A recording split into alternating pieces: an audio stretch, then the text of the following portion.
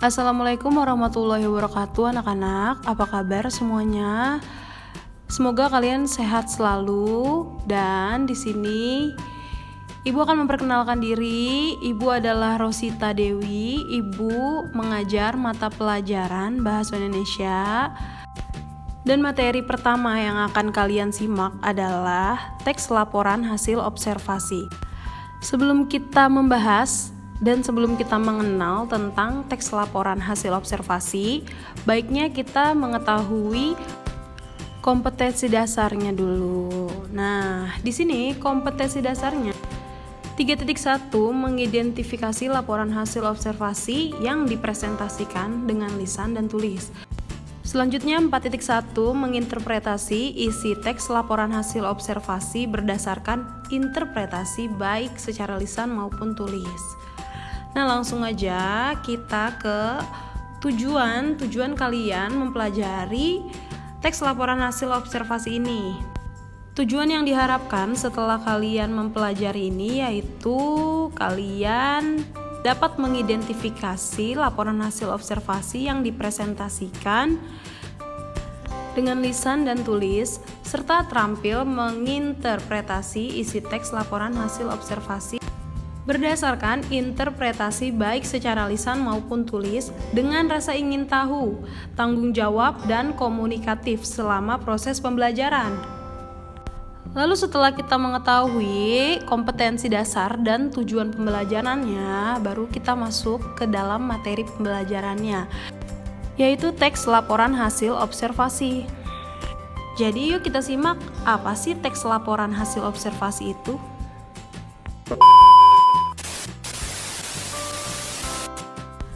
Nah, pertanyaan pertama yang akan Ibu tanyakan ke kalian adalah apa yang kalian tahu tentang teks laporan hasil observasi? Oke, dari yang singkat aja, yang simple, observasi deh, satu kata, observasi. Apa yang ada di benak kalian kalau kalian mendengar tentang observasi? Coba kalian pikirkan. 2000 years later. Ya, betul, teks laporan hasil observasi adalah teks yang menyampaikan informasi tentang sesuatu hal atau konsep secara umum berdasarkan fakta-fakta dan data-data yang sebenarnya. Jadi intinya kalian melakukan pengamatan dengan data-data atau fakta-fakta yang sebenarnya, tidak mengada-ngada dan sesuai dengan objeknya yang kalian cari. Gitu ya anak-anak. Jadi langsung aja kita ke materi selanjutnya. Untuk menggambarkan teks yang lengkap dan memenuhi persyaratan, teks laporan hasil observasi juga perlu ditelaah kriterianya. Diidentifikasi apakah teks itu tergolong observasi atau bukan. Dalam menelaah dan mengidentifikasi, ada beberapa prinsip nih yang harus kalian penuhi. Yang pertama bisa kalian lihat lengkap. Artinya data dan fakta yang ada dalam laporan itu harus lengkap. Yang kedua jelas. Apa sih Bu jelas maksudnya? Nah, dalam laporan tidak terdapat peluang penafsiran yang berbeda. Hal ini dapat dicapai bila bahasa yang digunakan benar dan komunikatif. Jadi, kalau kalian bikin observasi itu harus berdasarkan bahasa yang benar dan komunikatif ya anak-anak. Yang ketiga, benar atau akurat. Apa sih Bu benar akurat maksudnya gimana nih? Nah, artinya data yang digunakan harus benar sehingga bermanfaat untuk mengambil keputusan yang benar. Yang keempat, sistematis. Sistematis di sini dimaksudkan dipaparkan secara runtut dengan model organisasi penulisan yang mudah dipahami. Lalu selanjutnya objektif. Penulis bersikap apa adanya dalam memaparkan semua informasi. Jadi jangan mengada-ngada, harus apa adanya gitu ya anak-anak. Dan yang terakhir, tepat waktu. Artinya laporan harus disusun sesuai batas waktu yang ditentukan agar fungsi laporan sesuai dengan kebutuhan. Baik, apa sampai sini ada yang tidak paham? Kalau memang paham, Ibu lanjut ke materi selanjutnya ya anak-anak.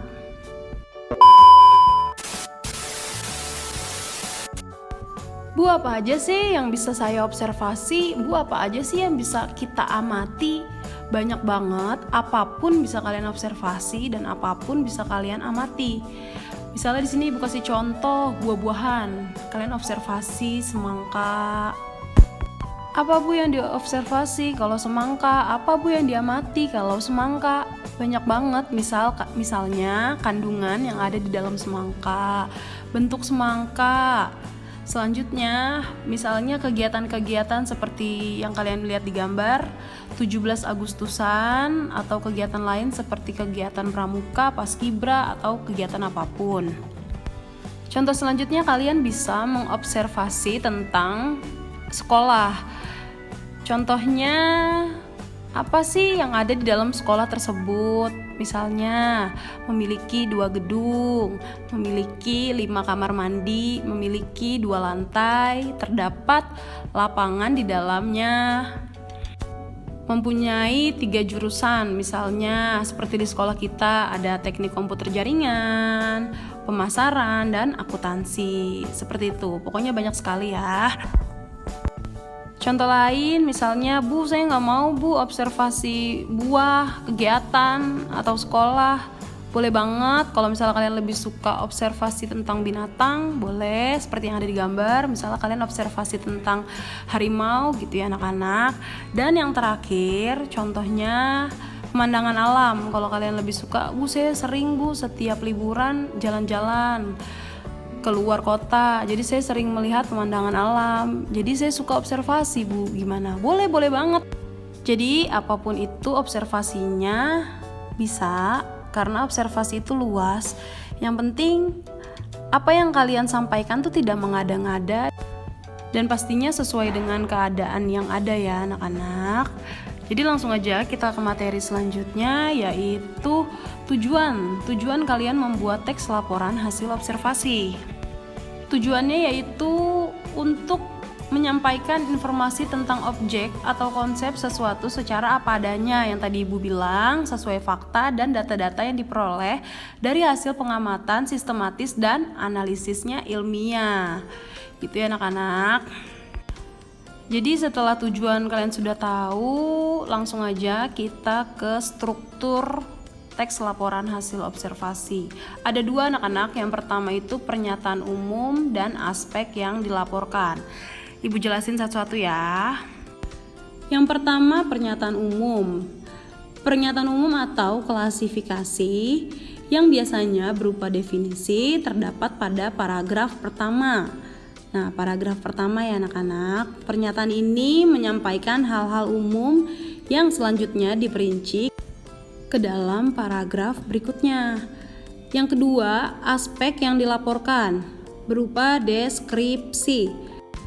Deskripsi yang terdapat pada paragraf ini menjelaskan aspek yang dilaporkan dalam teks dengan perbedaan di setiap paragraf. Nah, sampai sini ada yang kurang paham?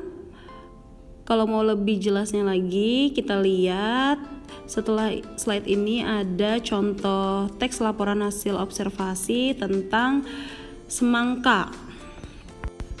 Jadi bisa kalian baca terlebih dahulu observasi tersebut yang berjudul semangka buah yang menyehatkan jantung. Setelah kalian baca, kalian coba untuk mencari pernyataan umum dan aspek yang dilaporkannya.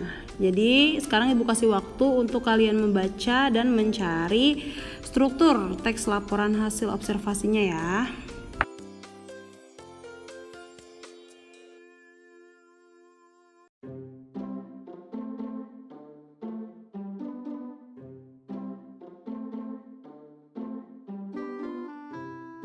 Two 2,000 years later. Oke, waktunya sudah habis. Setelah kalian baca, apakah jawaban kalian sama dengan jawaban Ibu? Di sini kalian bisa melihat strukturnya. Yang pertama kan pernyataan umum. Dan tadi kita sudah belajar kalau pernyataan umum itu biasanya berupa definisi kan, yang terdapat di paragraf pertama. Jadi kalian tinggal lihat di paragraf pertama ada buah semangka adalah, itu kan definisi. Jadi buah semangka adalah buah yang sangat populer di Indonesia. Itu adalah pernyataan umumnya. Lalu selanjutnya aspek yang dilaporkan. Aspek yang dilaporkan kalian bisa lihat ya di slide itu ada berupa deskripsi kan. Deskripsi itu ada khasiat dari semangka. Terdapat di paragraf kedua. Ini yang sudah Ibu beri garis warna merah adalah deskripsi dari khasiat semangka. Bisa kalian baca sendiri, buah yang lezat dijadikan hidangan penutup ini kaya akan likopen, sejenis antioksidan yang membuat buah berwarna merah. Antioksidan ini bermanfaat memulihkan kulit yang terbakar sinar matahari. Di samping itu, antioksidan ini juga memiliki manfaat anti radang yang menyehatkan jantung serta pembuluh darah. Nah, di situ kan sudah ada aspek yang dilaporkan yang pertama ya anak-anak. Lalu aspek yang dilaporkan yang kedua itu terdapat pada paragraf ketiga dan keempat.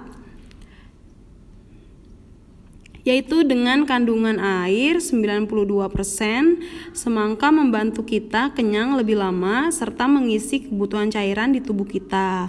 Kandungan kalorinya pun terhitung rendah, 42 per mangkuk sehingga tak membuat gemuk. Semangka pun merupakan sumber vitamin C yang baik yang membuat kulit bebas kerut. Sampai dengan paragraf keempat yang terakhir ya anak-anak, untuk kesehatan mata dan kekebalan tubuh. Itu adalah aspek yang dilaporkan yang kedua. Oke, sampai sini ada yang mau kalian tanyakan? Kalau ada yang ingin ditanyakan, boleh kalian komen di bawah atau kalian langsung chat Ibu di WA. Dan sekian pembelajaran kita hari ini tentang teks laporan hasil observasi. Semoga pelajaran kita hari ini bermanfaat untuk kalian yang sedang belajar di rumah aja. Untuk tugasnya bisa kalian lihat di Google Classroom. Oke, sekian. Wassalamualaikum warahmatullahi wabarakatuh. Pow!